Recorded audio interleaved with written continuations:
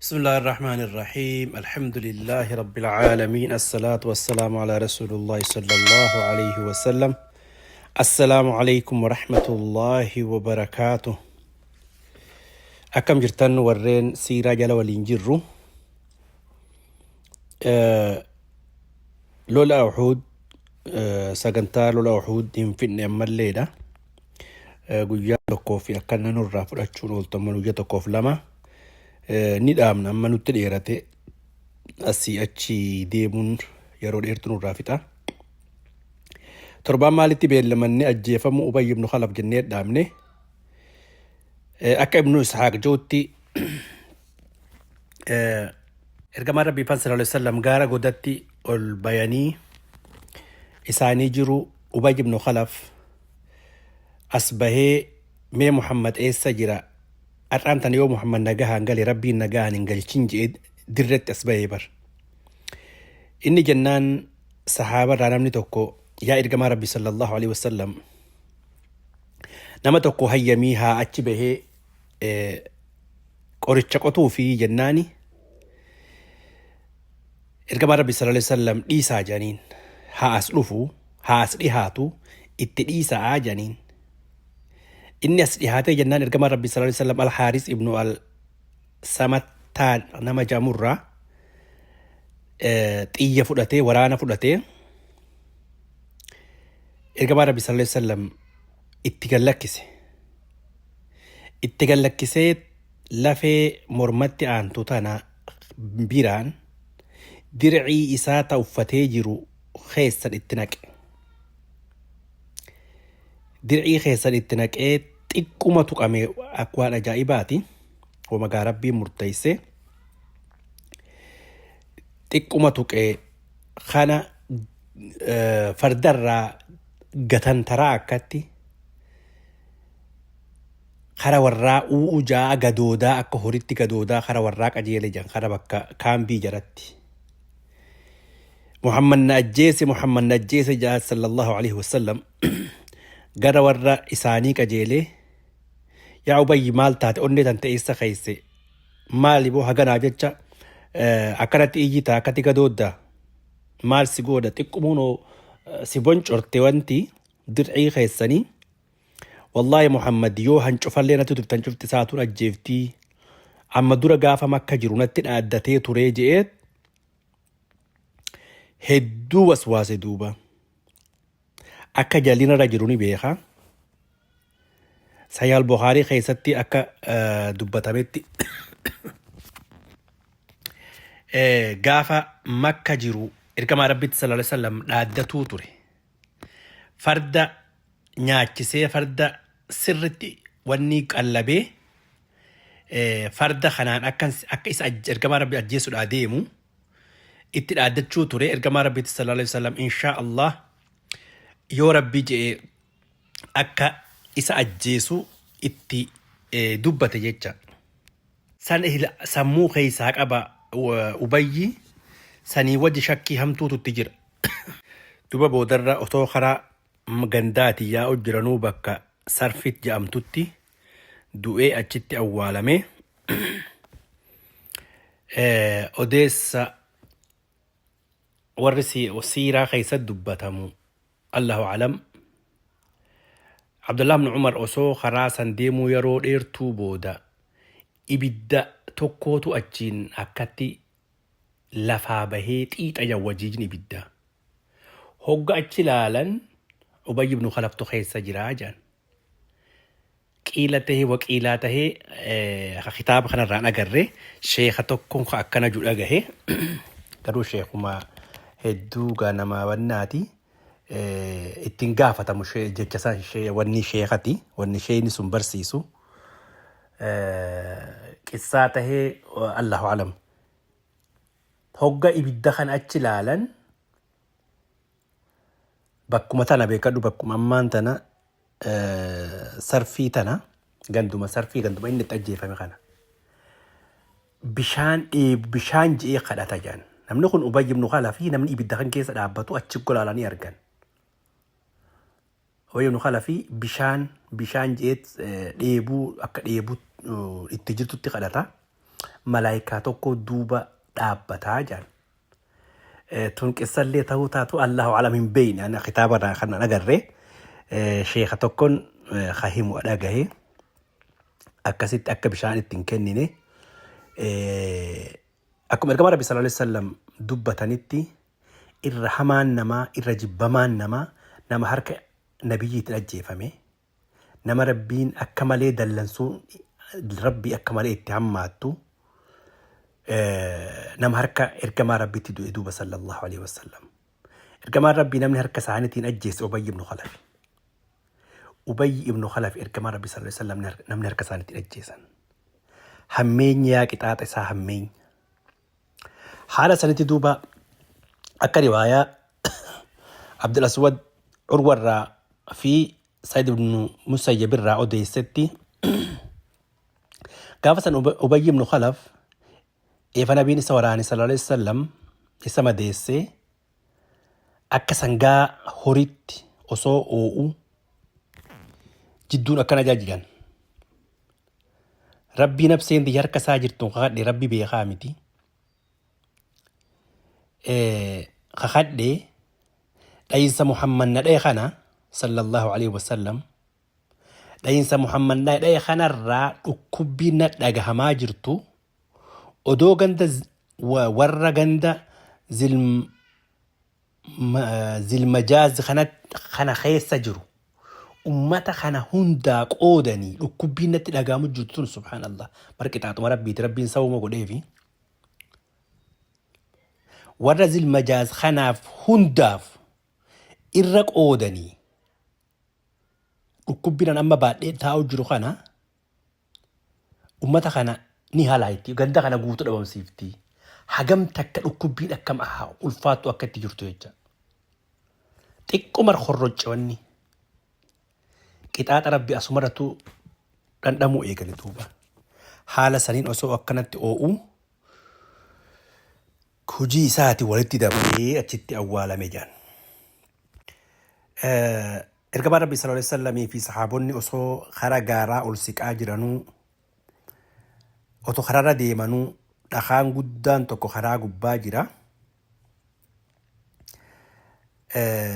Karaa hogga bakka dhagaa tanagaan dir'ii lamas ofirraa waan qabanii fi dhayaa bakka hedduudha waan qabaniif dadhabbiin itti dhagahamtee jilbinis madaa'ee jennee turreemi. Xalahaan radiyallahu anhu ol fuudhet ergamaa Rabbi sallallahu alaihi wasallam dhagaa kana gubbatti ol baasee dhagaa karaa gubbaa jiru kana ergamaa Rabbi sallallahu alaihi wasallam tankaarfachuu dadhabanii xalahaan irratti ol baase duuba. Ergamaa Rabbi sallallahu alaihi wasallam maal janiin yaa xalahaa janiin jannanni sii wajjabdee janiin. Xalahaani warra guyyaa kana aarsaa guddaa kafalee waan jabduu kafalee akkuma dhiyoon tana torbaan dabree dubbannetti jecha. Duuba dubbii karaa dhumaa achi garagaltee warri mushrikaa walitti qabamanii warri muslimaatis amma ergamaa Rabbi sallallahu alaihi wasallam dayoo godhatee gaaratti goda argatee asirraa hoogganuudhaaf lola bifa hoogganuudhaaf asitti mataa walitti qabatanii warri mushrikaatis heddummaannet itti dhoonee itti jiina jedhanii Khaalidii fi Abaa Sufyaan waraana gurmeeysanii gaara bayan isaan ergamaa Rabbi faa ol dabranii yaa Rabbi nuu ol dabranii gaara gubbatti bahanii isaan nuu ol dabruuntu waan isaan hin malle jee duuba ergamaa Rabbi sallallahu alaihi wasallam du'aayee kadhate Umar ibn Khattaab sahaabaa garii waliin loleenii dirqiin gaararraa gabbuuse jaan. Akkasuma odeessa biraa keessatti ergamaa Rabbi sallallahu alaihi wasallam Sa'adiin jee Sa'ad ibn Waqqaasin sodaachisi jara kana gaararraa gaddachaasii jaaniin. Yaa ergamaa Rabbi sallallahu alaihi wasallam akkamittan dachaasaa kophaa kiyyaa jeen ergamaa Rabbi tara sadii kana jeen jaan. Aboo Sa'ad jara kan sodaachisi kararraa godarraa gaddachaasii je'eenit Sa'ad duuba xiyya fudhatee itti gallakkise. Xiyya isaatti fudhatee gallakkisee nama tokkorraa ajjeese. Xiyyi tiyyatuun anaaf deebitii jasaa xiyyitiin harkaa qabu xiyyumaan ammaan tan darbee jira. Itti gallakkise ammas. ammas nama tokko ajjeese. Xiyyiti ammas korojoo keessaa jirtu ta'uma amma darbe tana xiyyuma isaati. Nama sadii akkasitti hoggaa inni irraa ajjeesee jiru warri hafan sodaatanii baqatanii gaddeebi'anii jiran. Gaddeebi'an jiran. Xiyyiti sa'aattuun duuba haga inni jiru barakaaf korojoo deeffadhee tan haga jiru isaa wajji jiraatee san boodallee ilmaan isaatii fi maatii isaa keessatti darbaa turtee jiran. Xiyya hikmaati. Duuba reeffa warra hufe cicciruu irratti warri mushriktoota waan fokkattuu hedduu godhanii. Amma duuba eefa jarri bakka tokko deebi'ee waraanni gara qabbanaa'uu deebi'ee akkuma dheengadda dubbanne Muhammad du'e jaanii wan isaa yaaniif guddoon tanaa sallallahu alaihi wasallam waraanni cinaan kaayyoon teenya guutamte ifa Muhammad ajjeefne janii gara kaampii deebi'anii warra haga tokkootu dubbitti jira maleedha. Waraanni amma qabbanaayaa dhufe hoggaa tana duuba dubartoonni isaanii reeffa shuhadaa'otaa qaama ciruu funyaan gurra harka haga qaama saalaa hunda irraa ciran jedhan. Garaa baqaysuu akka Hamzaafaa jecha. Callee mormaatii fi girja miilaa hatta harkaa sanitti funyaanii fi gurra isaanii muratanii faayaaf dubartoonni isaanii gara jabeenya isaanii ergama Rabbi sallallahu alaihi wasallam garaa hammeessuudhaaf gocha akkanaa kana gochuu turan jecha. Duuba guyyaa kana dubartoonni warra muslimalleen dirmachuu dhufaniit Ummi Aishaan faan Ummi Suleymi faan warri Ansaararraayis madoo bishaan obaasaa anastu jaa hoggaan bishaan dhume deebi'anii bishaan waraabaa akkasitti madoo taan hidhaa yeroo san aayanni hijaabaa hin buune wal keessa deemanii haala aayanni hijaabaa toora lola khandaq tanaan seeqa bu'e yeroo tana aayanni hijaabaa hin buune saniifuu deemanii Ummi Aishaan faan radiyallahu anhum hunda isaaniitu akkasitti bishaan obaasaa madoo tajaajiluu turan. Guyyaa kana Ummu Eeman illeetu jira jedhan. Ummu Eeman warra baqatee gara Madiinaa deemu biyyee fuula facaaftet lolli akkana akkamiin lolarraa dheeysan jettee fidaa sayfiinatti jettee irraa fuutee Uhud dhufte jedhan. Uhud dhuftee duuba namni tokko Ummu Eeman darbateeti sayfiidhaan darbatee mushriktichi kun Hibbaan ibnu al-Arqataa janiini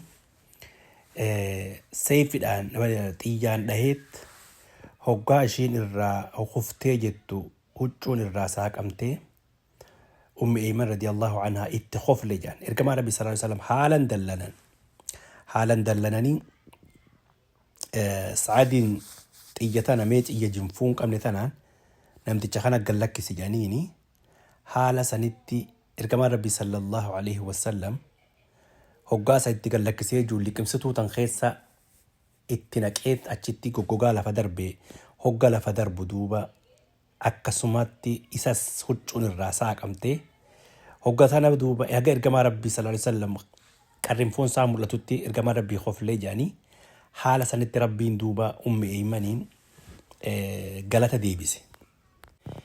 Ergamaa Rabbi sallallahu alaihi wasallam eefama kaambii isaanii godhatanii lafa dhooqa harkatanii kaambii tana godhatanii qubatanii Ali ibn Abi Xaalib bishaan dhagaa keessatti akkatti kuufamee jiru khature khafooleen furuuf koote tana arkeet waraabee ergamaa Rabbi sallallahu alaihi wasallam haa dhuguu je'ee fidee fi jennaan ergamaa Rabbi sallallahu alaihi wasallam bishaan kana xiraa'e kana dhuguu didanii fuulan dhiqatanii matarratti of naqanii dhiiga fuularra jiru kanaan ofirraa dhiqanii dallassuun Rabbii jabaattee jedhan warra nabiyyi isaanii akkanatti dhiiseef jedhanii fuula isaanii kana dhiqachuu turanii jedhan.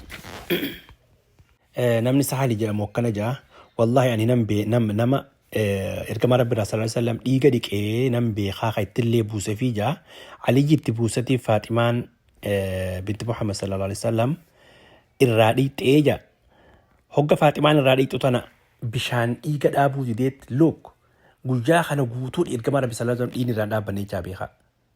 Yeroo dura waraanamuu fi hanga ammaa hanga lolli adda galee jirutti dhiini irraan dhaabbanne yeroo dheertuudhaaf jecha.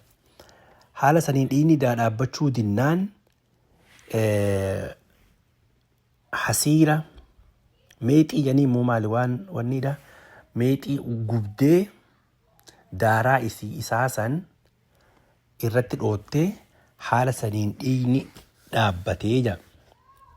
San booda duuba Muhammad ibnu Maslamaa kadheen gadda barannee bishaan qabbanaaya bareedaa fidee fi ergamaa Rabbi sallallahu alaihi wasallam haala saniin dhuganii san booda taa'anii salaatanii warri asaabotallee isaan booda hidhatanii haala saniin salaatanii jecha. Duuba Abaa Sufyaan faan gammachuu guddoo qaban maaliif Muhammad ajjeefne jedhanii waan yaadaniif.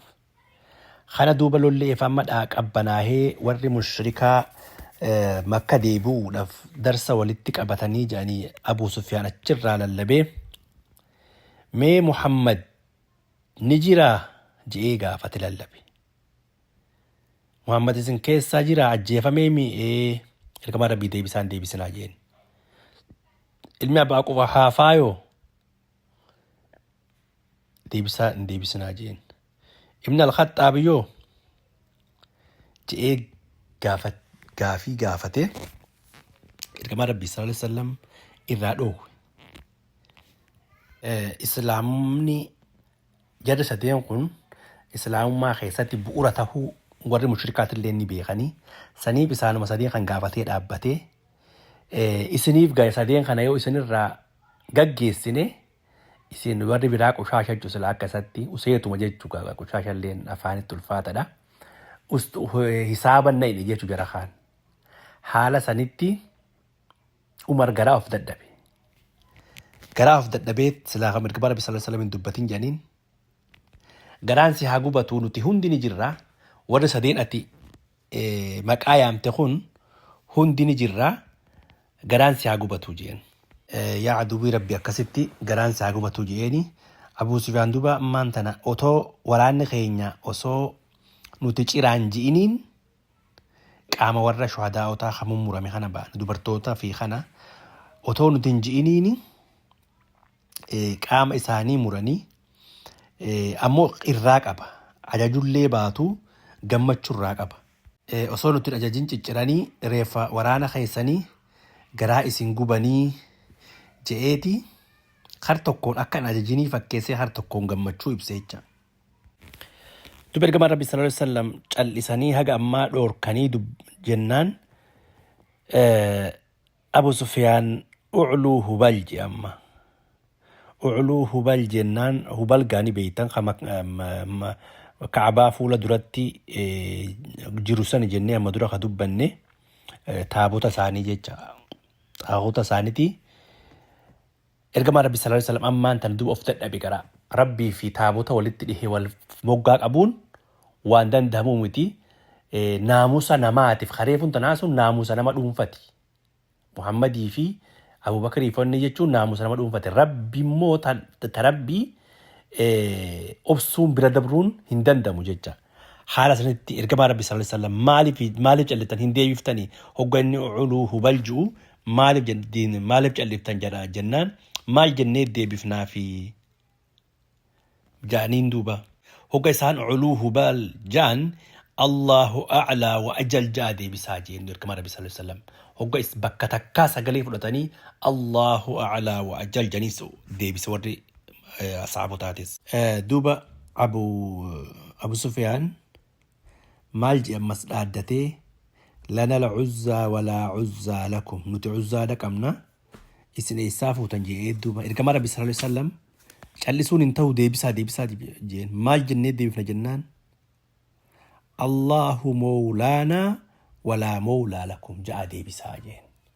Tawhiida irratti callisuun hin ta'u dubbiin bakka tawhiidatiin dhufnaan rabbiin dhufnaan callisuun hin ta'u waan fedhillee maan taane deebisuun dirqama jecha. Duba hoggatana Abu Sufyaan injifannoon guyyaa irraa teenya haaloo guyyaa badrii hijaa gaafa sanii isinirraa kafalanne isinirraa baane jennaan عمر دوبا رضي الله عنه injifannoon teessanii fi teenya takkaa miti waan adda addaati. Nuti yoo injifannes injifannee boojinee wanni jenna. Isin ammoo namni isinirraa du'e ibidda seena. Keenya ammoo jannata seena. Injifannoon teenya fi teessa waan adda addaati. Nuti yoo injifatuu baannus taate namni nurraa dhume kallattiin kara jannataa deemaa fedhinnaan teenya guddoonsani. Isin ammoo keessan kallattiin kara ibiddaa deemaa jee Umar deebiseef duuba. Gatana Abu Sufyaan Umariin meenatti as kootuu jeen itti lallabe. Kan ergamaa Rabbi sallallahu alaihi wasallam deem dhaqii jedhaniin. Dhaqee walitti dhihaatan ammaan tana. Walitti dhihaatanii Umar wal bira dhufanii barammaan tana. Yaa Umar Rabbiin si qabe Muhammad lubbuun jira mu ajjeefamee jennaani wallaahi ni jiraa jeen waan ati agareef haasottu kana hunda si caqasutti jiraa si dhaggeeffatutti jiraa jeen haala sanitti yaa Umar waan ibnu Qumaan dheengadda jiru ajjeese Muhammad ajjeese jee gaafa Mus'aab ajjeese addeebi'ee isaatu himee miiree jalatti waan inni ji'urra keekanan irra dhugoomsaa je'eeti Abu Sufyaan akkasitti akka ergamaa Rabbi sallallahu alaihi wasallam jiru amanee adda deebi'an jecha.